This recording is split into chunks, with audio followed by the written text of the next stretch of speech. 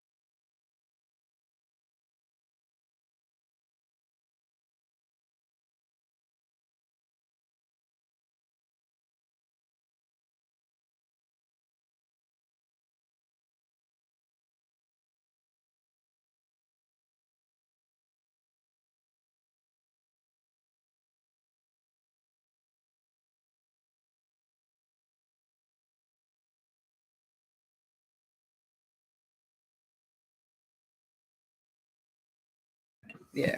Station with the attitude. Yes, sir. Checking the clock. It is 12:05. Kicking live here on Laser 101. And of course, as I mentioned previously, I got some guests in the studio joining me. Of course, the countdown to election is right around the corner. I've got MP Melissa Gumbs and MP Raeyhon Peterson from Party for Progress. Good Yes, sir. afternoon. How Good you guys afternoon, doing? G. How are you? How's it going? It's crunch time. How's the Yeah. campaign trail going? Going good. A lot of mudslinging going on. I'm listening to different shows. I hear names calling. Yeah. Not from our end, really. I still feel pretty clean. Yeah. You feel pretty good? Yeah. Okay.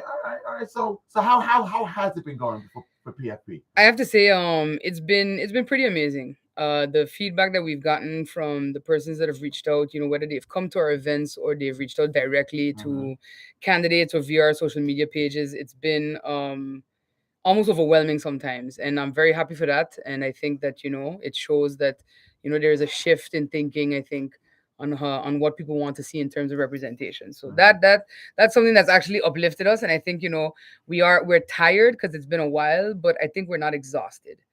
I think others, when I listen to them and I look at them, I think that they're pretty exhausted, and I'm happy we've been able to run a clean campaign so far, focusing on our message and pushing that as why we're asking for the people's trust on Thursday. Okay. Thursday. I'm ready. How's it going when it comes to preparing for this election? When it comes to the voting bureau and things that are going, I made a joke yesterday because the power keeps going off. I said, "Thank God we don't have electronic voting." Listen, how's that going? it's funny you ask that because I was listening to the press briefing from the voting bureau along with civil registry. GEBE was there, represented by Mr. Washington, and I gotta say I'm a little concerned. Mainly because I don't feel there's like a sense of urgency. I think I would be more concerned about the amount of voting cards that were not picked up.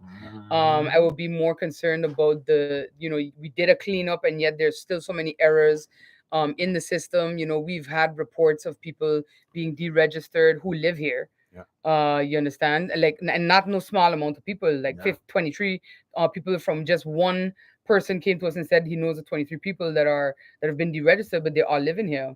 And I think that for me is like now that we're 2 days away, but this has been something going on for months, and Peter Weaver highlighted it and asked about it in Parliament. It's concerning. This is our democratic process. Yeah, this is something that's very important. People don't really get it, but it is your government's responsibility to ensure that you are able to, execute your constitutional right, which is to vote. So them with all of these, these hurdles, that's actually them stepping over, what I would say the boundaries of democracy, to be honest, because the impossibility of voting is something that you only have in a dictatorship. So they have had four years.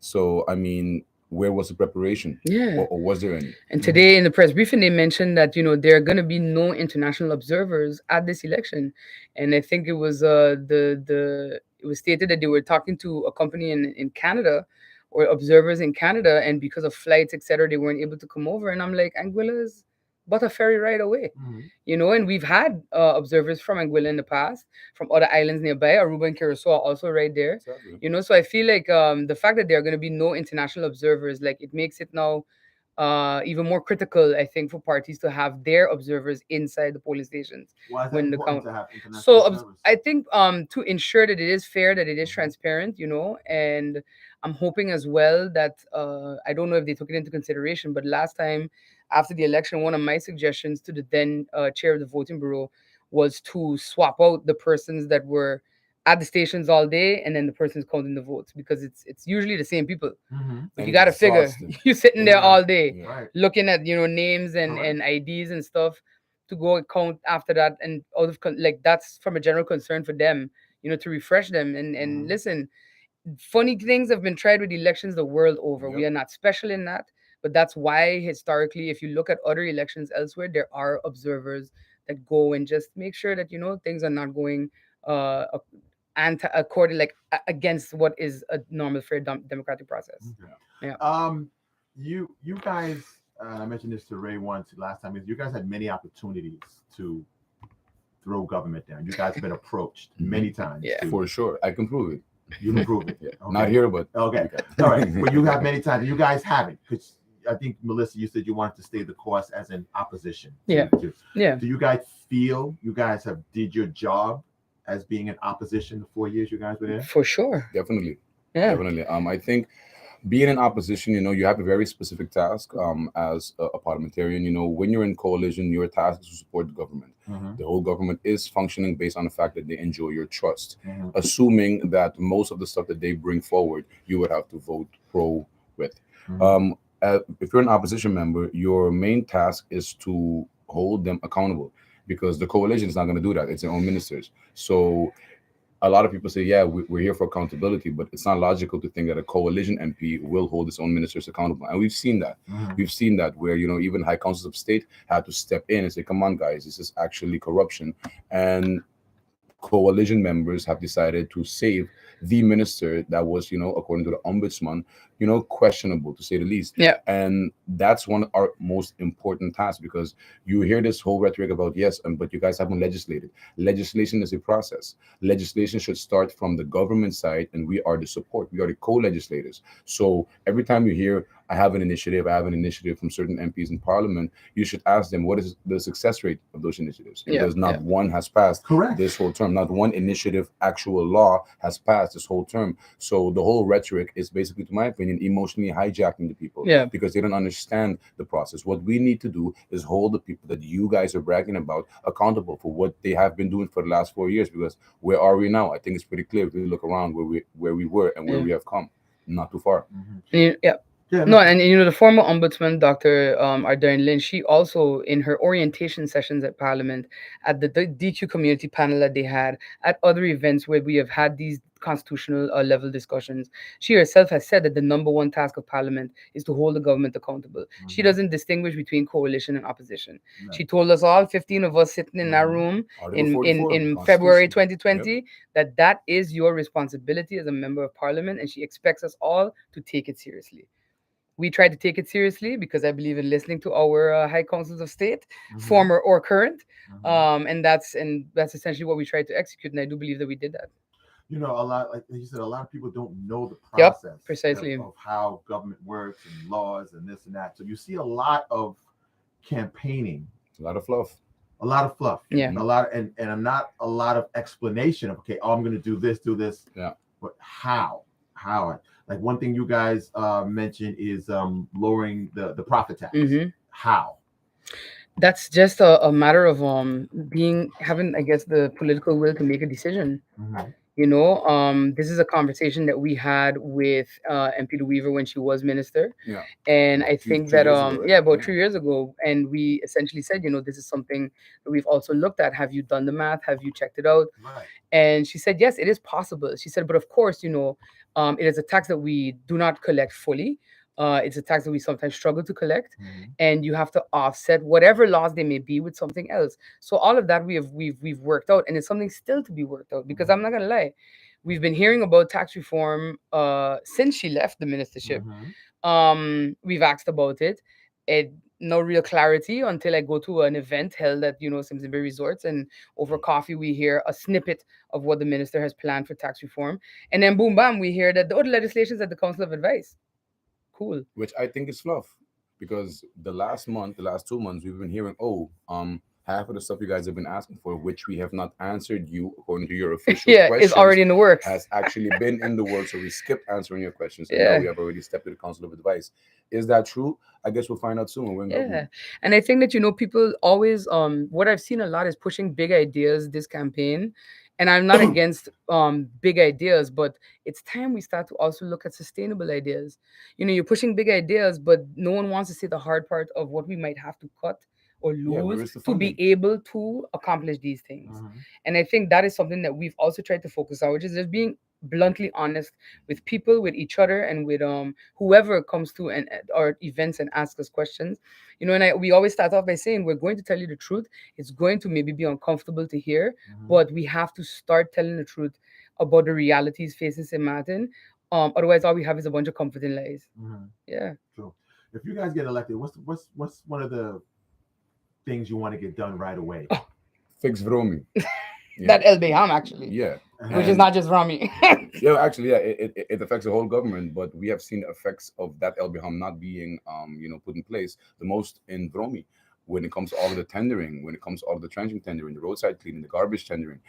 Vromi works with a lot of tendering, and they are arguably one of the biggest ministries that spends money, the Yeah. most money spent. So that LBHAM, as you know, if you can look at the back of our manifesto, that is one of our deal breakers. We have to prioritize dat LBHAM lang besluit houden de algemene maatregelen voor de tendering, de aanbesteding. Because if we do not have that in place within 6 months, then the same show is going to continue. Yeah. So that's one of the few things that we are working on, and that's actually what Melissa, referring to when we're talking about the money. You need to understand what's happening to our money and why it's disappearing before you can even have a plan. Yeah.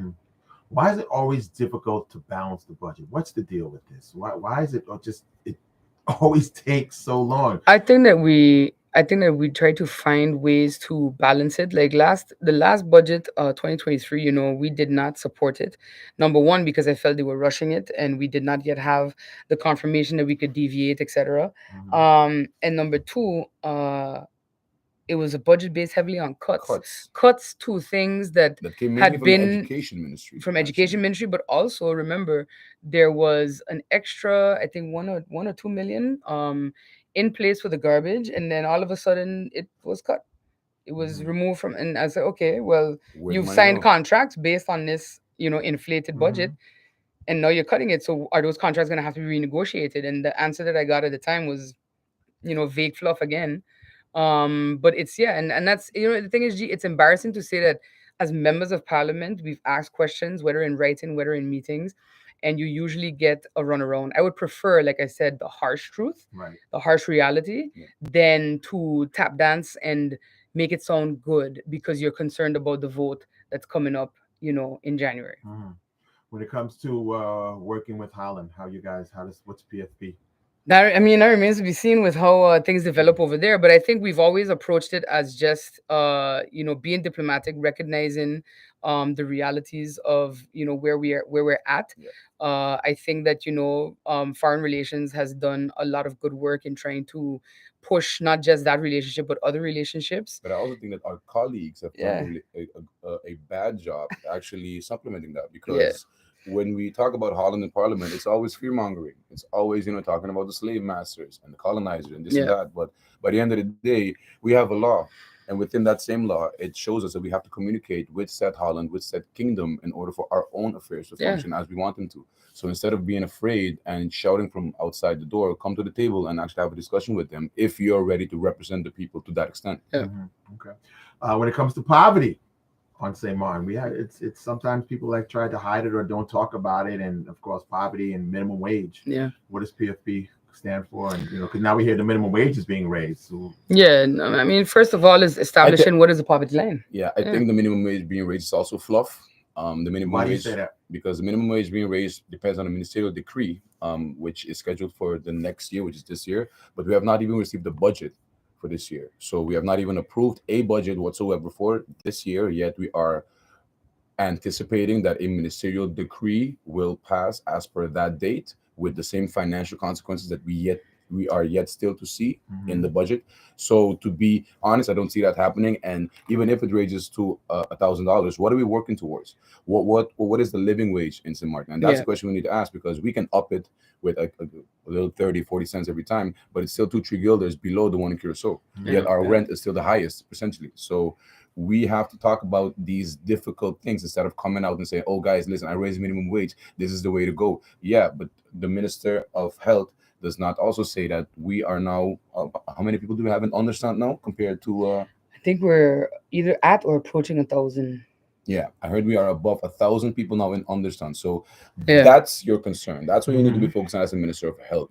Not out here, doing basketball courts and doing stuff that's basically not even part of your ministry. Yeah. But the hard parts of your ministry that you had to be working on for the last 4 years, those have not even been acknowledged. So yeah, it's like I said, a lot is fluff, but we're just here to tell you the hard truth. What do you guys mean by in your manifesto, the pouring of concrete instead of you guys had this? Yeah, how did it go again? Pouring of concrete Pouring of concrete instead of pouring into our to people. people, right? Yeah. G, we have, and this is not now, this is, I think, for the last like 4 or 5 decades. Mhm. The focus has been that progress equals, well, how many big construction projects have there been? Even after Irma, even after COVID, the rush was not to take stock and address, what social ills do we now have to contend with and how can we address them, as Ray mentioned, but how fast can we slide through building permits to pour a ton of concrete, whether well primarily in the Simpson Bay, Kupukoi, For humongous Coal Bay projects. area for big projects. And not to say that development is bad, but I think that if we're gonna be real and we're gonna have head of government who talks about sustainable development goals regarding climate change Mhm. and environmental protection, and then you are giving out permits to hillside developments that cause runoff into the lagoon that then requires the further dredging of the lagoon, a lagoon whose ocean floor is now sludge, thus jeopardizing the maritime industry, which also ties into tourism. Like, and then you have people talking about tourism. It's just confusing messages all around. There is no synchronized vision forward. Mhm. You have to pour in, and at the same time, you're not pouring into your people in the sense of developing them, focusing on education, focusing on diversifying education so that we can actually diversify our economy. Because right now, when I hear them talk about diversification, it's only of tourism, but there's so much more that can be done. Mhm. In the debate that occurred last week, I mentioned, you can diversify in the sense of um not the debate in the town hall, sorry. You can diversify by implementing actual STEAM education, and then you can have those students go off to learn coding, programming, things that we are already behind in. And then who knows, maybe one day you have a game development studio on St. Martin. Mhm. Maybe one day you have a game testing company on St. You got to Martin, work like towards it, though. Barbados just got. We Mhm. have to work towards those things. Yeah. That is actual economic diversification. Right now, if you're supporting entrepreneurship, I don't know, no disrespect to entrepreneurs, but if it's all circling the same bowl It's, of it's we're going to get pouring very into saturated. our Yeah. one pillar Right. economy, it's going to get very saturated, and we can already kind of see it. And Mhm. you see, G, the focus Sorry. of building has been given to a very select few. So when it comes to the Ministry of Romy, we're boasting about certain big projects coming up.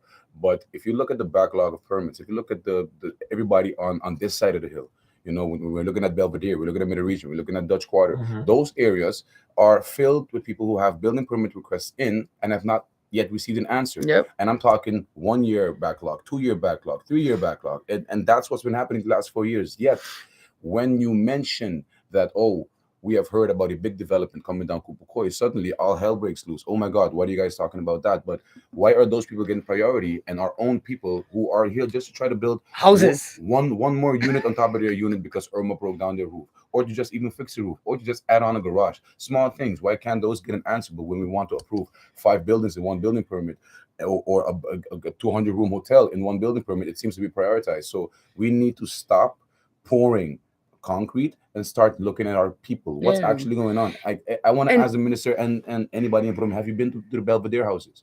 Have you been to these houses? Have you seen the living conditions of these people? And if you have, you would never boast about any type of housing accomplishment, period. Because if you just take one look in one of those houses, your whole credibility goes down the drain. But that's a discussion for another time. Yeah. Because and the reason I asked that question because I've heard now I heard politicians say that the Party for Progress is trying to stop progress Yeah. when it comes to building. Oh, that's the over the bank issue. But there was Yeah. that issue, and then I think I was called crazy for wanting to pause development on big scale projects. But yeah, Oh yeah, yeah. No, it's funny you mention that because I kind of heard a particular minister mention this on the radio, and they said, yeah, we're stopping progress, but we are not stopping progress. We asked in I think 2021, and I believe we have the press release still. hmm We asked for a fair and transparent process when it comes to the issuing of land. Why? Because we anticipated that if the minister continues to do things the way he does, there's going to be repercussions. And guess what? Last year, the judge stepped into play and said, "Listen, minister, you have not put said policy in in place. place. So as of now, you're going to fall under the directions of the DDAM arrest. So guess what, G? Right now, it's not part of the progress that's stopping progress. Actually, the notaries are the ones who decided, based on the law, based on what the judge said, based on the fact that you have not adhered to what PFP has said, and the judge, well, we are not going to help or we are not going to issue any deeds when it comes to government land anymore. So Yeah. the stop has been created by yourself. We have just been highlighting it. And now what I'm hearing, and I think I read that in a newspaper, the minister's solution was an extension on the period to pass your deed. And I believe he put that he's going to extend the period from 6 months to a year. Well, guess what? That is literally kicking down the can kicking the can down the road. Because guess what? If the notary still in 6 months have not seen a fair and transparent process, Yep. those persons that you have given a buslide to that are waiting for, okay, we're not going to wait 6 months to go to the notary, we'll wait a year. After that year, the notary is still not going to guarantee that they're going to give you your deed. So those people are now going to be waiting based on an empty promise, a literal empty Yeah. promise that they cannot execute. Because if you can't deed your ministerial decree for your property, you cannot build because it's not your property. And that is a fact. So we haven't stopped progress. You have stopped progress yourself, and the notaries have now confirmed it. And you can ask the notaries, part of the progress didn't ask them to stop it. Yeah. The And judge I did. and I think too it raises the important point of well, what kind of progress, and is progress at any means necessary, is that actually progress? Because that's what we've seen. Like we go back to what you asked about pouring concrete. It's been development. It's been big commercial development and such. It's been cutting into the hillsides. It's been this. It's been giving out land to whomever, no matter where we gotta climb up in the hills of Sochi water to give it out. You understand? And at what point do we say, well, we are a 16 square mile country, and there may be a time for us to hit the pause button? And I brought up in Parliament when we had this discussion. I brought up the fact that Anguilla did it.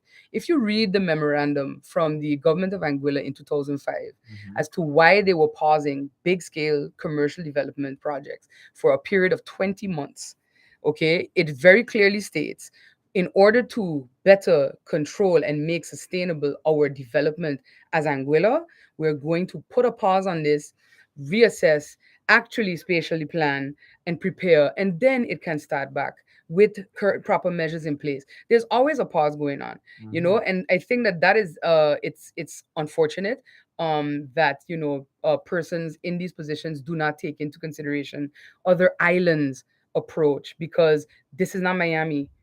You understand? It's not Miami, and even Miami has more sustainable development going on right now, considering all of the issues they've had with construction over the years, in place. So that's the thing. Like, it has to we have to approach it from the fact that land is finite here. No matter what they say, no matter who says that they took, Yep. sand and pour it in and make real estate, create real estate. We're not No. Monaco. No. We're not Monaco. Yes, We're we're in the not. Caribbean. We are a very hurricane prone area. Yeah. So those ideas would need to get, a little bit, Tweak, yeah. or maybe put on the shelf. So I think that it's funny to hear that we put out what we consider to be concerns, and all of a sudden we're an enemy of progress. And I think too, how has all of that development materially improved people's lives? Exactly.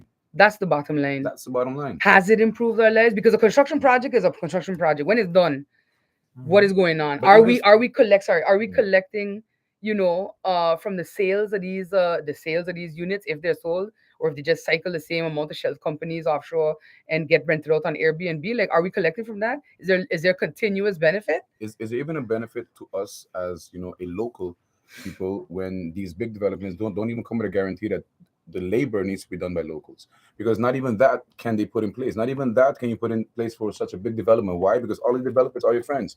So when we come in and we make the unpopular decisions, they're gonna kick up. But what needs to be done needs to be done. Yeah. One final question: when it comes to our senior citizens, when it comes to pension, you guys have a plan for pension? Yeah, so we mention it actually in the manifesto, where we talk about the fact that pension is at the end of the day an income. We have kind of looked at changing the approach to AOV pension, so possibly increasing the ouder and toeslag limit on taxable pension income, and then on top of that, it goes beyond pension and it goes beyond how much people are receiving.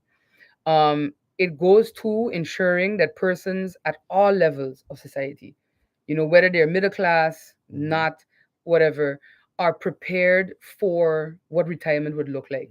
In most, if you look at other countries, if I look at my relatives in whether it's the US or whatever, and even those here who have kind of woken up to how pension is going in the region and globally, the retirement age keeps going up. They prepare from now for then. It's improving financial literacy across the board, not just for persons who are making a decent salary and can, afford to make those types of investments. It's finding maybe a mandatory pension for people that is outside of what they have been, collecting Collecting or over the building up. years or Yeah. building up. And I always say this too, we have a sidearm, a Projects for Progress, that had a very wonderful pension session with one of the companies locally. And the young people that were in there were flabbergasted at, how it works really with pensions, with life insurance policies, etc. But I always say that, from that age and younger is when we have to start encouraging persons to start thinking about retirement. Most are living for today to tomorrow, That's right. and that's 100% valid. But, every time I hear people say, well, we have to do this for this group, that for that group, somebody has to pay for that along the way. And unfortunately, it's usually us. The And next for us to be generation. able to, and the next generation, and for those two to be able to have a good life, we really have to reimagine it holistically, and to teach people that, damaging your financial health is going to have long-term repercussions. But it's tough because nobody likes to hear that discussion. The fact that pension ages around the Caribbean are going up, you know. But when you have social pension schemes, that's usually what happens. Barbados had it last year.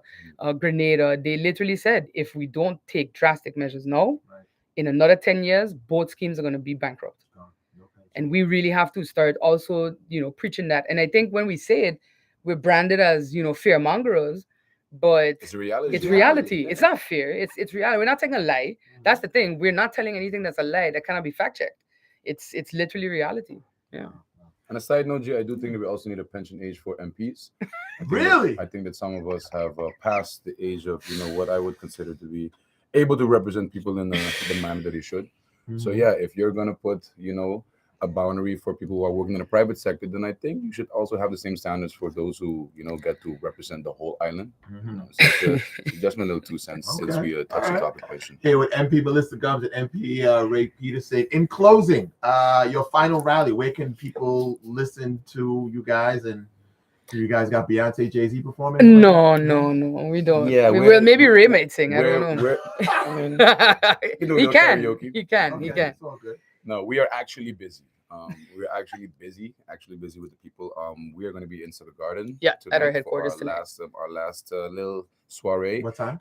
Well, we put 5:30, but we know persons you can walk in whenever. But 5:30, we will be there at least. Sucker Garden? Sucker Garden at Where? our HQ. At our Oh, HQ, okay. Yeah. HQ. Okay, so by you can, Yeah. Older K Cigar Lounge. so Mr. is, K. is today the final day you got everybody can do their last rally? Yeah. Yes. Yes, officially today is the last day of campaigning. Of course, it always gets stretched out a little bit, but today is the last official day that you can actually do like big rallies For big events and campaign stuff, yeah. Okay, but you can still do interviews and stuff like Yeah, that. Yeah, Oh, for okay. sure. I think they even have interview slots open on election day. Yeah. Not for us, but yeah, we're on the radio tomorrow as well. Yeah. So these last 2 days is just talking to the people, getting our voices out there, but just preparing as well because election day, guys, 2 days. Yeah. Yeah. And I think with that, I would also like to encourage people to go out and vote. I know it's frustrating, And don't sell your vote. and don't sell your vote. Please. Well, if you can get your voting card first. Well, yeah, you got to get your voting card Well, first. yeah. But we, have We've put it out. We've shared the alerts on our own party socials, on our personal socials, just to encourage persons to do that. I know that it's a tedious process there, but go out on Thursday, cast your vote for the gold standard, and maybe it'll be a smoother process in 4 years. And when it comes to the voting cards, you can pick them up Wednesday, tomorrow between 8:30 a.m. and 12 noon.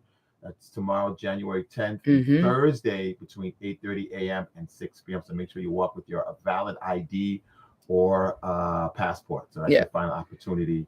Are they doing it today also too? I thought. I don't think believe. I'm so. not sure. I don't believe so.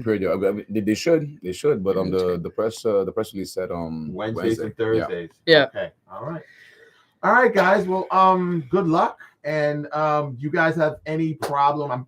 I'm pretty sure it's going to be a coalition. Any problem working with any political parties or anyone you prefer to work with? No, we've never said no to anyone. It's always been open to discussion, and we put out our deal breakers in the manifesto on the last page of the manifesto That's for a tendering reason. law, is one of them. Yeah. Yep. So, we put it out there for a reason so that the public knows, and so that those parties also can know where we stand. Even if they don't have to approach us. You don't even got to call me directly. You already know what we're doing. Yeah, you can just read about it. Yeah, and if you're ready, then come election day, come election results, we'll see who approaches who and how it goes. But what I can tell you is PFP is gunning for government. They're coming to actually execute the change this time. Okay, this time. All right. Well, MP Gumbs, MP Peterson, thank you very much. And thank you, Jim. Thank you. On third, I guess we'll find out Friday morning. Yeah, well, I heard them say they're hoping that by 12, 1 o'clock, they'll have everything in, and I was like, Friday morning. Yeah. All right. Friday morning. Hopefully not 4:30. Yeah. Then we find out who's going around with napkin deals. 12:35. Keep it right here. Station with the attitude is Laser 101. Take a commercial break. No, actually, let me get some music in here.